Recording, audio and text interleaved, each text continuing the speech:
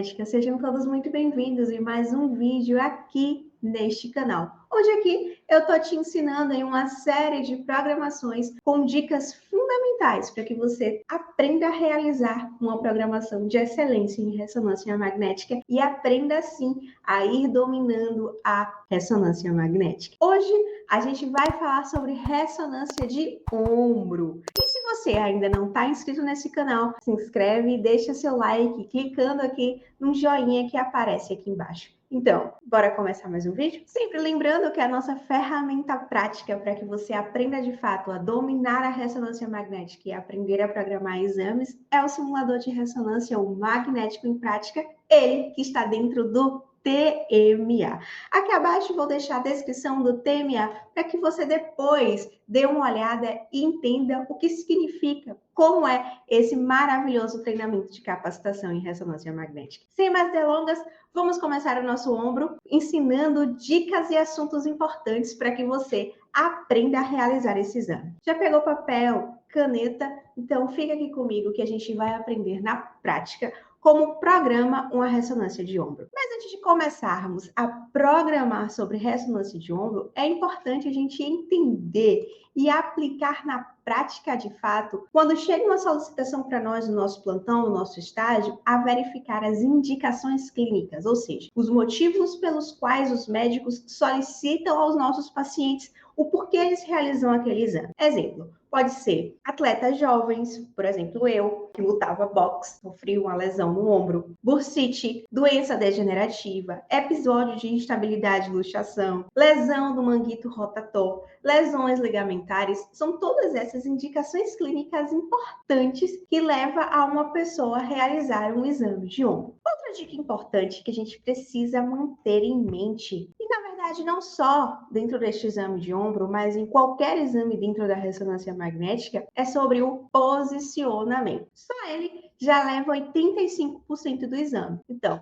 e em ombro então, que a gente precisa de fato fazer um excelente posicionamento. Utilizamos bobina dedicada, shoulder, mas se não tivermos a bobina dedicada, a gente pode usar a bore, a gente pode usar flex. O importante é não deixar o nosso paciente sem realizar o nosso exame, tá? Geralmente a gente coloca o paciente entrando de cabeça, barriga para cima, então é head first supine, tá? Em decúbito dorsal, barriga para cima, braços estendidos se for ombro esquerdo ou ombro direito, a gente vai acoplar e colocar no centro da bobina. Sobre o posicionamento, a gente também tem uma dica extremamente importante que vai depender aí do radiologista qual você trabalha, qual você estagia. Alguns exigem que nós façamos a rotação externa do ombro. Como é? A gente coloca a palma da mão para cima do nosso paciente ao lado do corpo. E nisso a gente coloca um pezinho de areia, alguma faixa, para que ele prenda e não venha mover. Todos os pacientes conseguem fazer essa rotação, Camila? Não. Nem todos os pacientes eles conseguem fazer essa rotação externa devido a dores ou outras não conformidades. Com isso, quando isso não acontece e é exigido pelo radiologista, a gente vai lá, escreve uma observaçãozinha para que ele saiba que não foi feito dentro dos padrões que ele pede que a gente faça. Não deixa. Se ele pede que a gente faça a rotação no ato do posicionamento, não deixa de fazer, tudo bem?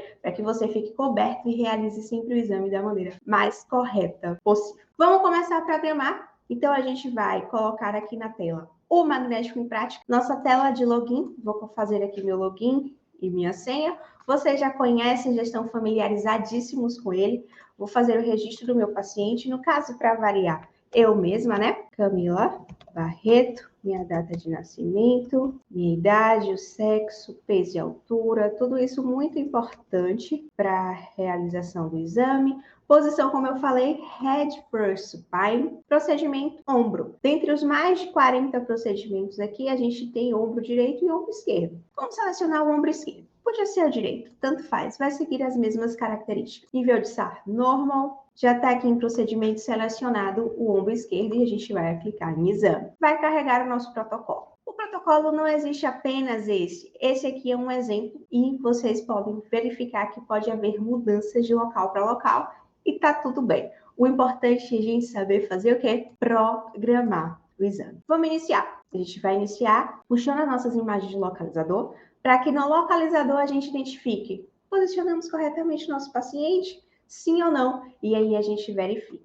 Já saiu aqui o nosso ombro, sagital, coronal e axial. E aqui a gente tem as imagens. Vamos aqui de 2 dicas. A gente vai começar a programar o ombro em coronal. Vou abrir o FOV aqui, trazer, programar bonitinho, para que a gente entenda e comece a familiarizar como faz essa programação de coronal de ombro. O ombro aqui está virado para o lado direito. A gente tem 2 possibilidades. Se fosse uma máquina real, tem até um vídeo lá no meu perfil do Instagram dando essa dica e iria aparecer aqui uma setinha, a gente ia conseguir fazer desrotacionar o ombro, tá? E a gente ia conseguir virar o ombro para o lado esquerdo. Aqui, qual é a dica que eu coloco para vocês em prática? Vocês, de fato, aprendam a, quando a gente colocar esse ombro, fazermos a imagem, quando ela sair, a gente pode salvar numa máquina real também da Siemens, por exemplo. A gente pode salvar, colocar ela para o lado esquerdo, salvar como uma nova sequência e também ficar tudo certo. Fica essas 2 dicas, certo? Como aqui eu trago imagens reais de pacientes reais para realizar os exames dentro do simulador, então a gente vai seguir esse padrão e vocês anotem essa dica, que essa dica é de fato de ouro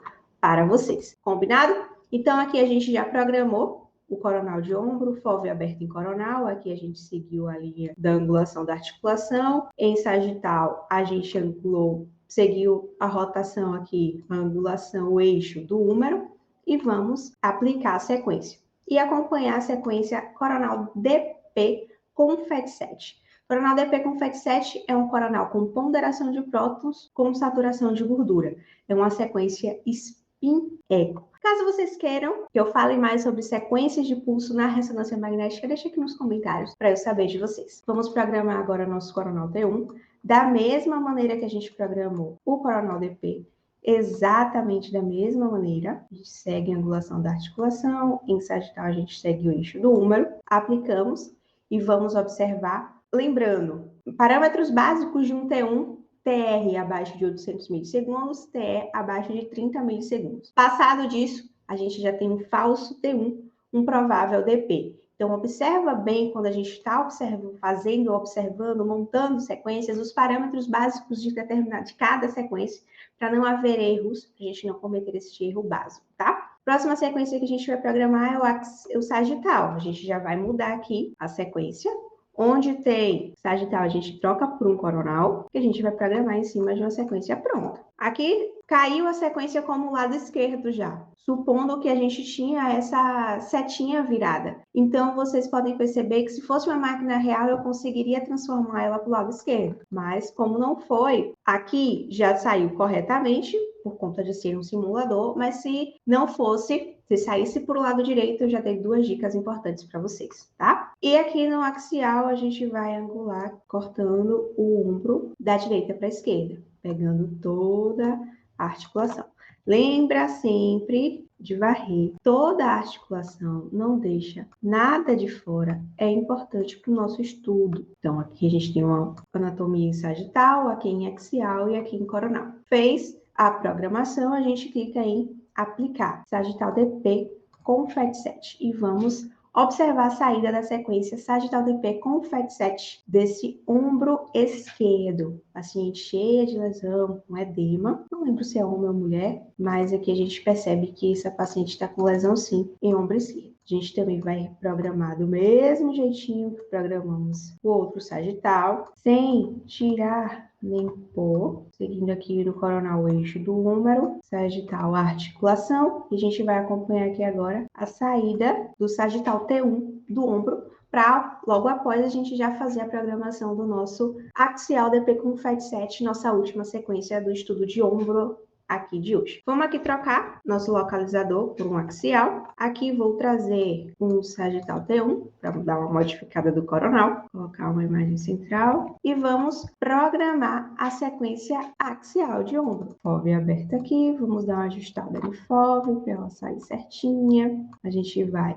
horizontalizar o bloco, afinal corte axial, corta superior e inferior, na verdade. Tem locais que pega toda a axila em ombro, tem locais que só pega a articulação mesmo, vai variar aí de como você, como médico radiologista com o qual você trabalha, ele gosta de que você faça a programação para ele. Então, isso você vai precisar ir se adaptando dia após dia no seu local de trabalho. Fez isso, a gente aplica a sequência axial DP com FET7 e a gente acompanha a saída da sequência em tempo real do axial DP com FET7 neste caso aqui em específico. Aqui, paciente já em outro plano anatômico, a gente observa a saída da sequência axial. E aí, magnético, gostou desse vídeo? Gostou das dicas de como programar uma ressonância de ombro na prática, diretamente do simulador magnético prático? Me conta aqui nos comentários qual tema, qual exame você gostaria também de ver cada vez mais aqui neste canal. Te convido para que você deixe o like nesse vídeo e se inscreva no canal. Além do que, lembra que eu te falei que ia deixar o link do TMA para você conhecer? Clica, conhece e quem sabe você vira um magnético do treinamento magnético em ação. Te vejo no próximo vídeo,